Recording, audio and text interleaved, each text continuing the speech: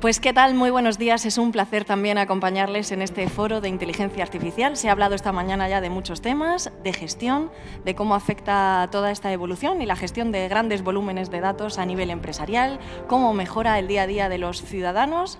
Nos hemos centrado en la región de Murcia, pero también abrimos fronteras y lo que queremos es seguir avanzando. Vamos a trabajar ahora cuál es la visión de futuro de la inteligencia artificial y en qué se está trabajando actualmente en algunas grandes compañías que tenemos hoy representadas aquí por mis compañeros de mesa. En primer lugar, les presento a Antonio Pita, experto en inteligencia artificial y mejor científico de datos de España en los Data Science Awards. Muy buenos días. Muchas gracias.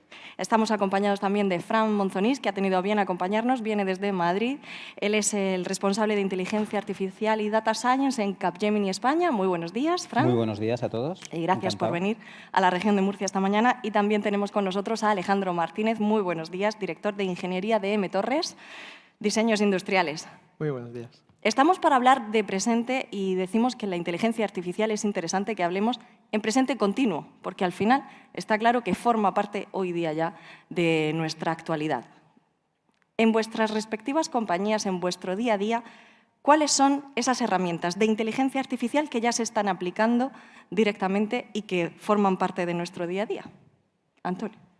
Vale, bueno, hablar de herramientas cuando uno pertenece al grupo Telefónica pues es complicado. Somos muchos, somos muy grandes. Llevamos utilizando técnicas de inteligencia artificial de Machine Learning ya más de 3 décadas. Tenemos acuerdos con Google, con Amazon, con Microsoft. Así que realmente me quedaría corto si hablase de cada una de las herramientas que utilizamos y los casos de uso que hacemos. De hecho, quizás sería más interesante centrarnos en qué tenéis en la incubadora. Sí, para poner en perspectiva, en la incubadora, por un lado, tenemos la parte de Guaira, tenemos una aceleradora de empresas que tenemos participación en un montón de empresas de inteligencia artificial y después también tenemos equipos de innovación en lo último, analizando todo el aprendizaje federado, todas las técnicas que nos permitan estar a la última, pero me quiero quedar con 2 ideas fundamentales. Una es que ya estamos dando el paso hacia el metaverso. Todavía está en ciernes, estamos compensando y es algo pues, que va a requerir de mucho tratamiento de información, de optimizar esas experiencias de los usuarios en ese metaverso y después, por otro lado, de todo lo que es algo que se ha tratado durante toda la sesión de hoy. La primera sesión hablaban los profesores que ya estaban en otros departamentos, otras áreas, preguntándoles qué es esto de inteligencia artificial, querían aprender. En la segunda sesión nos hablan de la falta de talento. Algo que creo que es fundamental es que tenemos que entender que la inteligencia artificial no es el objetivo de unos científicos o unos informáticos o telecos o físicos, como se ha dicho hoy, que hacen algoritmos. La inteligencia artificial es una herramienta que vamos a tener todos. Yo comento que la inteligencia artificial es la ofimática de este milenio, igual que en los 80 pues, estaba el gurú del Excel que te acercabas a él para hacer 2 fórmulas, o el de las sangrías de Word. Ya esa gente no existe, todos tenemos la capacidad. Pues dentro de 15, 20 años todos innatamente tendremos una capacidad de análisis de datos a un nivel más alto, más bajo, como la ofimática, pero es algo transversal. Entonces, donde estamos haciendo mucho hincapié es precisamente en esa parte de data literacy, de alfabetización de todas las personas de la organización para que no tengamos un equipo utilizando los últimos algoritmos de última generación, sino que seamos capaces que toda la organización, aquel que tome decisiones en la organización, tenga a su disposición herramientas de todos nuestros partners, incluso las que hacemos internamente, para que en todas las tomas de decisiones puedan aprovechar el valor de la inteligencia artificial. O sea, no me quedaría con una, sino en general el proceso de democratizar ese uso de herramientas de inteligencia artificial por cada uno de los empleados de la compañía. De hecho, yo creo que es algún tema que ya ha salido en las mesas que nos han precedido, la transversalidad y la importancia de incorporar profesionales de distintas áreas. Hablaban incluso de lingüística, de filosofía en los estudios de inteligencia artificial y en los desarrollos que se están poniendo en marcha. Sí, claro. Fran, ¿cuál es tu perspectiva o cuáles son esas herramientas que te gustaría poner sobre la mesa ahora mismo? Sí. Yo quisiera empezar dedicando un momentito a poner en perspectiva, ¿no?, qué es lo que ha ocurrido en los últimos años, ¿no? Creo que sí que es cierto que algunas compañías han sido muy maduras y ya llevan trabajando en este tema durante mucho tiempo, pero creo, en mi experiencia, por lo que he visto, trabajando con muchas compañías, que ha habido un punto de inflexión hace 2 años, probablemente, y creo que ha habido 2 aspectos que han marcado este punto de inflexión, ¿no? Uno es el hecho de poder llevar a escala los modelos de Machine Learning, a entornos productivos a escala, no me estoy refiriendo a hacer algo en pequeñito, sino realmente productivizable y que funcione. Y otro es todo lo relativo a la parte de explicabilidad, que siempre ha sido una barrera importante para muchos negocios, ¿no? Y creo que ya hay ciertas técnicas, bueno, siempre las ha habido, pero ahora se están aplicando en los negocios, que realmente están aportando mucho valor en ese sentido. ¿Esto qué ha permitido? Pues ha permitido alcanzar un grado de madurez poco a poco en los 2 últimos años, ya más a nivel genérico en España, a nivel local, en este ámbito de la inteligencia artificial. Si hablamos ahora ya, teniendo esta perspectiva de que vemos desde el punto de vista de tendencias, yo diría que hay varios dominios que se están trabajando ya y que algunos de ellos se han comentado durante la mañana, pero que creo que durante el año que viene, los próximos 2 años, y eso para mí es el medio plazo, van a seguir siendo tendencia. Y luego podríamos hablar de otras tendencias más futuristas, ¿no? Pero para ese corto medio plazo del tiempo, los dominios que desde mi punto de vista van a pegar fuerte es todo lo relativo al procesamiento del lenguaje natural. Esto es un aspecto que es importante porque permite reducir muchos costes y automatizar mucho el trabajo o el uso de documentos que actualmente pues, lo hace un humano y que mejora los tiempos de los procesos de negocio internamente en las compañías. Y aquí no estoy hablando de hacer una extracción típica, usual de un dato, de un documento, sino ir un paso más allá, ¿no? Hacer un análisis de las cláusulas legales de un contrato, hacer una mitigación de riesgos haciendo un análisis de documentos complejos. Ahí hay un recorrido importante y creo que esto va a marcar tendencia y estamos trabajando en esto con grandes entidades. Todo lo relativo a Computer Vision creo que también está pegando un fuerte. Es una realidad también ya a día de hoy, pero estamos trabajando en proyectos realmente innovadores en entornos productivos. Puedo poner un par de ejemplos. Estamos instalando cámaras en algunos trenes para analizar la vegetación alrededor de esos trenes y que en tiempo real un fumigador que hay instalado en los trenes abra el aspersor y vaya activando y esparciendo el producto químico para que no lo tenga que hacer un humano. Esto tiene una reducción de costes muy importante. Ya no tiene que ir un grupo de gente, sino que directamente lo está haciendo la máquina conforme avanza el tren, el propio tren. Y otro es la detección de anomalías también en tiempo real conforme el tren avanza. La detección de anomalías en las travesas de los trenes, etcétera. Lo mismo, reducción de costes, valor objetivo para las compañías, que yo creo que esto es un hecho también remarcable, ¿no? Que la inteligencia artificial es una herramienta que hay que poner a disposición de los negocios y tenemos que buscar siempre el retorno de la inversión. Para terminar con esta primera parte, creo que otros temas importantes serían la sostenibilidad y el tema de los ecosistemas de datos, ¿vale? Que podemos profundizar sobre ello. Perfecto, Fran. Pues, Alejandro, nos quedaría saber cuál es la actualidad dentro de MTorres o qué herramientas te gustaría compartir con nosotros de las que estáis ya utilizando de inteligencia artificial. Sí, pues bueno, en mi empresa de MTorres nos dedicamos al sector industrial, lo que son las líneas de fabricación y sistemas de ensamblaje para componentes aeronáuticos. Es un sector industrial de fabricación en serie, es decir, nuestros clientes se dedican a hacer productos, aviones seriados, y ahí el principal campo de trabajo en el que estamos nosotros es el tema de la automatización de esos procesos. Dentro de la automatización y todo lo que es las tecnologías de Industria 4.0, pues aparece también emergente el tema de la inteligencia artificial. En nuestro caso, principalmente, las aplicaciones que hemos desarrollado tienen que ver con aspectos de robotización, visión artificial, que son las, digamos, primeras aplicaciones más fáciles de llevar a una realidad y donde podemos obtener resultados medibles sobre procesos que ahora mismo ya están automatizados. Dos ejemplos, por ejemplo, podríamos poner de visión artificial. Por un lado, tenemos unos sistemas de fabricación, son máquinas de fabricación con materiales compuestos para componentes aeronáuticos.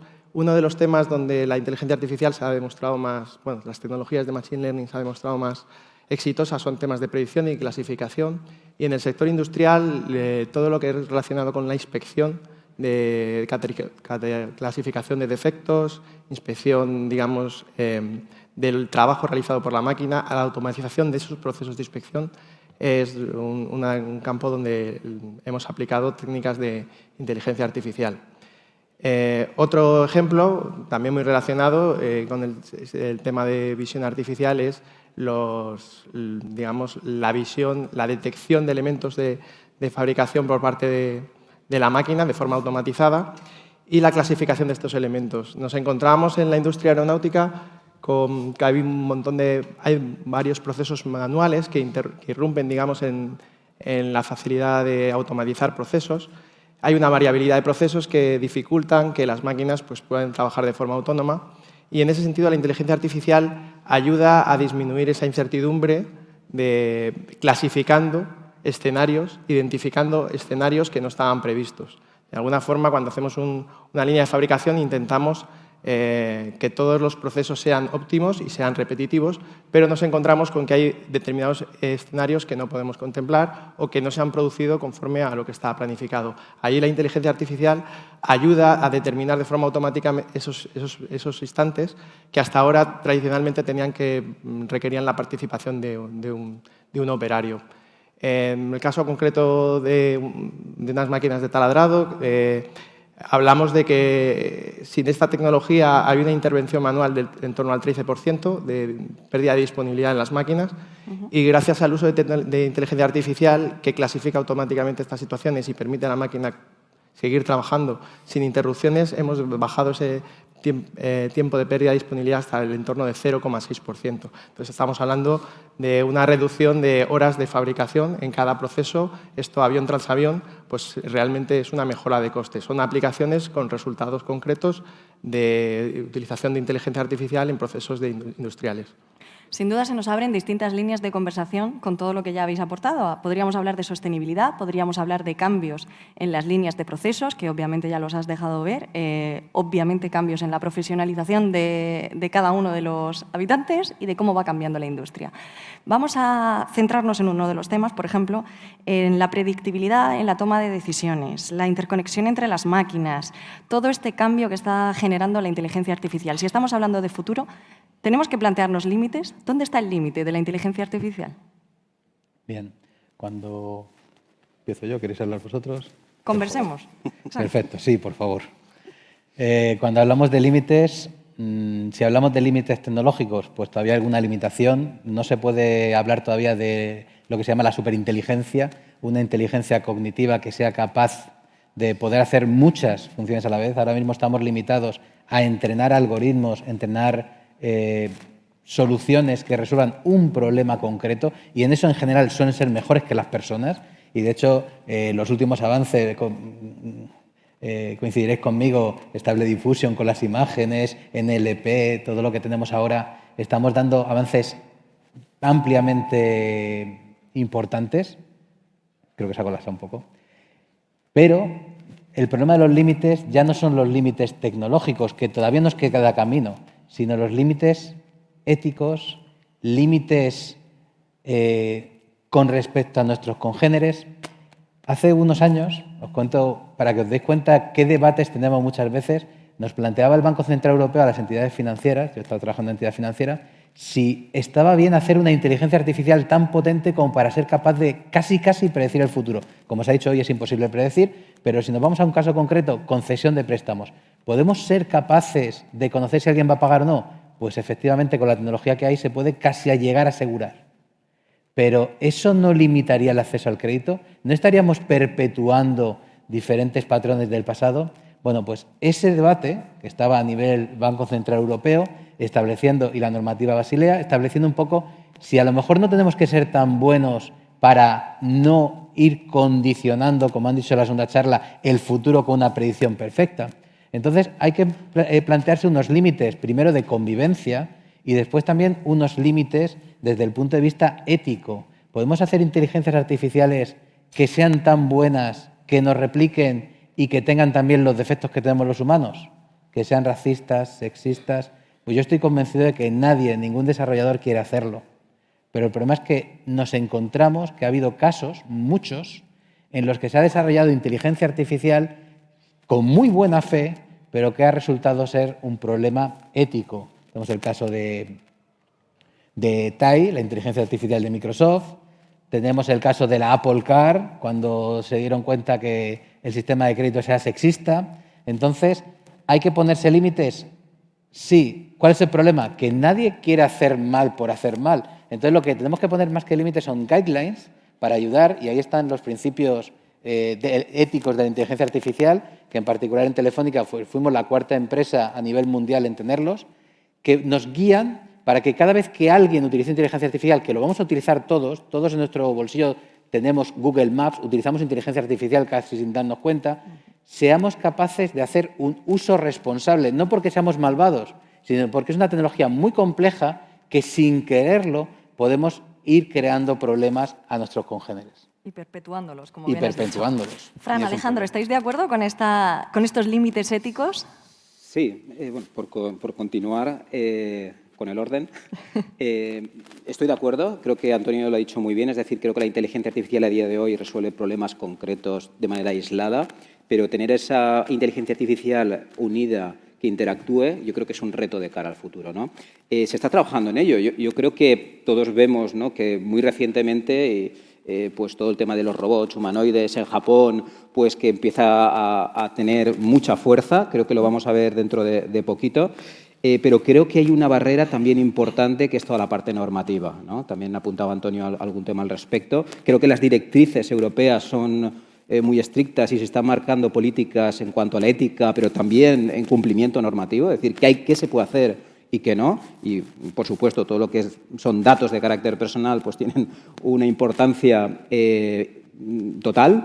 Y en ese sentido, pues hay que estar vigilantes, ¿no? Hay que estar vigilantes porque una cosa es la tecnología y otra cosa son los límites alrededor de la tecnología que nos van a permitir hacer unas cosas u otras, ¿no? Los que somos tecnólogos nos gustaría hacer muchas cosas, pero es cierto que hay que tener en cuenta estas barreras, porque las sanciones, lógicamente, también son muy importantes y hay que tenerlas presentes, ¿no? Yo siempre pongo el ejemplo de conducir un coche. O sea, la tecnología de los coches nos permite ir ¿a qué velocidad? A 200, a 300, pero nos tenemos que poner unas normas, sobre todo de convivencia. No porque la tecnología no lo permita, sino porque los riesgos de ir a 200 o 250 por hora, pues probablemente no los podamos asumir todos. Y hay pilotos profesionales que en circuitos pues conducen a esa velocidad. Pero tenemos que establecer unos límites de convivencia, que después tienen que ser punitivos, como bien hablas de las sanciones, pero más bien son para que evitemos riesgos que ninguno seguro queremos tener, por ejemplo, un accidente. Lo que es cierto es que la velocidad a la que avanza pues, toda la investigación y la tecnología quizás sea mucho más ágil que la velocidad a la que avanza la legislación y la normativa. Sin duda. Por mucha legislación que actualmente haya y que se traduzca en sanciones, ¿quién marca el ritmo? ¿Lo marca la legislación o lo marcan las necesidades técnicas ahora mismo? Bueno, yo comentando lo que me comentaban del aspecto ético, realmente ahora mismo la normativa, además de contemplar aspectos éticos, tiene que contemplar el estado actual de la tecnología. Realmente, en algunos procesos, lo que comentabas de la impredictibilidad todavía es algo que requiere regulación, es decir, en el sector industrial hay una directiva de máquina donde se establece cuál es la política que debe seguir una máquina a nivel de seguridad, y lo mismo pasa con la inteligencia artificial. De alguna forma, sustituir un proceso seguro por un proceso que tiene cierta impredictibilidad, como es una red neuronal, pues requiere regulación. No solo en el sector industrial, en el que yo pertenezco, pero hablando del ejemplo que ponías de los coches, pues la conducción autónoma. Es decir, cómo regulamos el comportamiento de la conducción autónoma. ¿Qué pasa en caso de accidente? ¿Quién es el responsable del accidente? ¿Y qué decisión toma la máquina autónoma en caso de duda? Correcto. ¿Quién decide qué es más importante, no? Claro. En ese sentido, hay una legislación, se está trabajando sobre el tema de la interconexión de inteligencias artificiales, el reemplazar la inteligencia artificial de las tomas de decisiones críticas. Bueno, siempre está la paradoja de qué haría una inteligencia artificial en el caso de tener que decidir entre un escenario en el que mueren X personas u otra, problemas éticos de ese tipo. Entonces, todo eso va más rápida la tecnología en ese sentido que la normativa, sin duda alguna. Ahí os recomiendo, si tenéis curiosidad por el tema que está comentando, si buscáis Moral Machine, que es un ejercicio muy bueno, os ponen a prueba con un test que ¿quién atropellaríais? Exacto. ¿A una embarazada o a un mayor? ¿A un político o a un deportista? Bueno, pues ahí podéis elegir, claro. Os lo recomiendo, es muy interesante, han hecho ya, llevan muchos años han hecho varios informes. ¿Qué queremos que haga la máquina por ¿Qué nosotros? queremos que haga la máquina? Sí. No está resuelto y no es fácil. Bueno, es que ¿quién podría resolver algo así? Me voy a permitir pediros una recomendación, al igual que Moral Machine, si tenéis alguna otra app, porque yo me he dedicado estos días a bucear en las redes y existen, desde luego, auténticas maravillas que todavía no tenemos interiorizado, que efectivamente nos facilitan la vida. Pero ¿cuál sería esa recomendación de inteligencia artificial que podemos hacer uso todos? Bueno, yo creo que Antonio ha hecho un ejemplo muy fácil, que es el Google Maps, ¿no? Es decir, pero este lo conocemos todos, ¿no? Esto nos ayuda. Yo ayer lo comentaba con los compañeros que teníamos la oportunidad de conversar hace un ratito. Venía ayer de Valencia hacia Murcia y llegando a Yecla tenía la opción de coger pues, la autovía esta nueva que va por Yecla o venir para acá. Y yo normalmente pues, vengo por Yecla y me decía Google Maps que no, que tenía que ir por la otra zona. Digo yo, no, yo me voy por Yecla, que me voy por allí. ¿Le llevaste la contraria? Le llevé la contraria y me equivoqué. Me equivoqué. Tuve que dar la vuelta porque estaba cortado, había un problema, pues estaban haciendo algún tipo de acción sobre la vía y me tocó volver. Entonces, la inteligencia artificial está ahí y funciona. Entonces, este es un ejemplo muy claro, ¿no? A otros niveles, pues podríamos comentar otros temas. Yo creo que todo lo que son los marketplaces, los ecosistemas de datos, creo que es un ejemplo. Quizá no está en nuestra vida diaria, pero sí a nivel corporativo, empresarial, creo que va a marcar una tendencia también, ¿no? El unir a diferentes compañías desde un punto de vista de compartir datos para poder hacer mejores modelos, mejores aplicaciones de inteligencia artificial de cara al futuro. Y yo creo que eso también es un aspecto destacado. Alejandro, no sé si quieres apuntarnos alguna. Bueno, yo lo que está ahora mismo de actualidad, pues lógicamente todo el mundo conoce Stable Diffusion y otros modelos que generan imágenes a partir de texto. Hay otra inteligencia artificial también muy famosa este año que es Whisper, que bueno, es una pasada y la aplicación es que tiene, yo creo que es incluso más potente en su campo de aplicación actual que DALI-2 o Stable Diffusion, que son más impactantes. A mí este tema, hace unos años yo leía sobre cuáles eran las primeras, digamos, actividades inherentemente humanas o cuáles son las actividades inherentemente humanas que iba a costar reemplazar por inteligencia artificial y me choca bastante que algo como es la ilustración hayamos conseguido modelos que son capaces de recrear algo que creíamos que era inherentemente humano, como es la creatividad o el arte en ese sentido. De hecho, estoy segura de que estamos en el segundo foro de inteligencia artificial, pero cuando vayamos por el quinto yo no estaré aquí. Y esto estará moderado por una inteligencia artificial maravillosa. Pero mientras llegamos a ese momento, y respetando un poco el tiempo del que disponemos, sí que me gustaría acercarlo al público que tenemos, la inteligencia artificial. Muchas veces, de hecho, al inicio Antonio nos decía que se trata de algo que debemos democratizar, que estará en nuestro día a día, al igual que la ofimática lo estaba en los 80. Perfecto. ¿Cómo hacemos en estas pequeñas y medianas empresas para abrirnos a la inteligencia artificial? ¿Qué pasos hay que dar? ¿Qué consejos daríais como grandes gestores de este área en vuestras respectivas empresas? Bien. Desde mi punto de vista, como ha pasado en las últimas revoluciones tecnológicas, fue el ordenador no, pero a partir de entonces las tablets, los móviles, empieza en las personas, no en las compañías. De hecho, normalmente las personas ahora somos exportadores de tecnología a las compañías. Entonces, en la empresa que quiera realmente introducir inteligencia artificial, bueno, puede empezar la forma clásica. Voy a contratar unos científicos de datos, unos ingenieros arquitectos que monten aquí algo con datos y a ver qué sale. Pero mi recomendación es que apuesten a que todos sus empleados entiendan el uso. Como hemos dicho, es que lo estamos utilizando todos los días. En Netflix, en Google, en Amazon, tenemos inteligencia artificial que nos es útil y tenemos que comprenderla para después plantear el problema al revés. Yo desde mi compañía tengo que mirar cuáles son las decisiones que tomo. ¿Esas decisiones se basan en algo del pasado o son cada vez random, completamente aleatorias? Normalmente la mayoría de las decisiones pueden basarse en cosas que hayan pasado en el pasado o son similares. ¿Podemos aprender de los datos? Sí, bueno, pues vamos a plantear cómo acotar y afrontar esa pregunta de negocio. Y a partir de ahí ya suele salir natural qué necesitas de tecnología, qué necesitas de personas, qué personas tienes implicadas, pero a partir de la pregunta de negocio. Cuando intentamos repartir tablets entre los empleados, que esto ha pasado cuando llamamos transformación digital, pues las tablets acababan aparcadas, muy bonitas, pero acababan aparcadas porque no había un fin comercial, no había un fin de uso. Bueno, empecemos por el caso de uso. Entonces, mi recomendación a las pymes es empezar por el problema, identificar qué es lo que mueve la aguja de la cuenta de resultados, dónde realmente están las decisiones importantes, y ahí se pone foco y a partir de ahí se hace crecer. Oiréis muchísimos casos de uso, hoy hemos hablado unos cuantos, tendríamos para aburrir, porque hay tantos como decisiones posibles que se pueden tomar en la empresa. No vais a encontrar un caso de uso que valga a la vez a alguien que lo haya hecho y que os valga a vosotros, porque se basa en vuestros datos. Son propios, son exclusivos, son únicos. Esto no es copiar y pegar. Nadie puede hacer un buscador como Google. Se basa en el aprendizaje de muchos años. Bueno, pues dar la vuelta al problema. ¿Cuál es la decisión que tengo que tomar? Y a partir de ahí enfocarlo. Y si no sabes por dónde empezar, apóyate en un equipo de expertos. Hay empresas que te pueden ayudar precisamente a desarrollar toda esa labor y hacerla junto a ti. Vamos a tomar esta recomendación como válida por toda nuestra mesa y yo traslado una pregunta más, aprovechando el poco tiempo que tenemos, y la vamos a hacer con Fran Monzonís. Hay mucha gente que siente cierto rechazo, miedo a cómo la implantación de la inteligencia artificial puede convivir con nuestro día a día, nuestro actual trabajo o cómo esa transición nos va a afectar. ¿Cómo valoras el futuro de la inteligencia artificial y la convivencia con los trabajadores?